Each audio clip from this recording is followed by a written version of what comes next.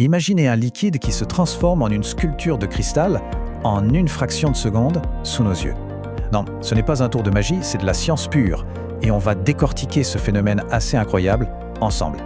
Oui, imaginez bien ça, un liquide aussi clair que de l'eau, au moindre contact, il se fige comme ça d'un coup en une sculpture de cristal et en plus il devient chaud, vraiment très chaud, instantanément.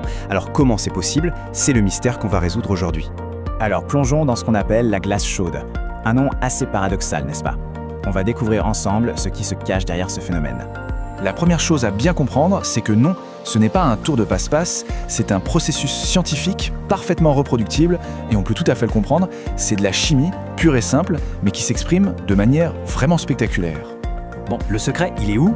Eh bien, il est dans la solution elle-même. Alors, de quoi est faite cette fameuse potion magique? Et la réponse est étonnamment simple, vraiment. Il ne faut que deux choses. D'abord, de l'acétate de sodium. C'est une sorte de sel, tout simplement. Et ensuite, de l'eau distillée. C'est tout. La magie, si on peut dire, réside vraiment dans la façon dont on va combiner les deux. Alors comment on prépare ça? En 4 étapes assez simples en fait. On pèse le sel, on ajoute un peu d'eau, mais c'est l'étape 3 qui est absolument cruciale. On chauffe le mélange. Pourquoi? Pour forcer l'eau à dissoudre beaucoup plus de sel que ce qu'elle pourrait faire normalement. Et enfin, étape 4, on laisse le tout refroidir très lentement. Et surtout, sans y toucher. Et c'est ce refroidissement lent et contrôlé qui va amener la solution dans un état très particulier. Un état d'équilibre incroyablement fragile. C'est vraiment là que se trouve le cœur de l'explication scientifique. Le premier concept clé à comprendre, c'est ce qu'on appelle la sursaturation.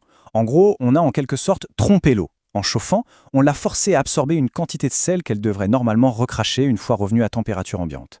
À ce stade, la solution est surchargée, elle est pleine à craquer de sel dissous. Ce qui nous amène directement au deuxième concept, l'état métastable. En apparence, la solution a l'air parfaitement stable. Elle est liquide, elle est transparente, mais c'est une illusion. En réalité, elle est aussi fragile qu'un château de cartes, prête à s'effondrer à la moindre petite perturbation.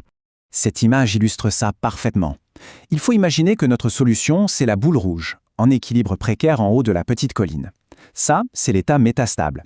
Il suffit d'une toute petite poussée pour la faire basculer dans la vallée vers l'état stable, la boule bleue. C'est un état d'énergie beaucoup plus bas. Et en descendant, eh bien, elle libère toute l'énergie qu'elle avait en trop. Voilà, la solution est prête. Elle est là, dans son équilibre précaire, sur le fil du rasoir. Elle n'attend plus qu'une seule chose, le déclencheur. C'est vraiment un moment de pure tension chimique. Tout ce potentiel de transformation, il est là, contenu dans ce liquide qui a l'air si calme. C'est exactement comme un ressort qu'on aurait comprimé au maximum et qui n'attend que le plus petit prétexte pour se détendre d'un coup.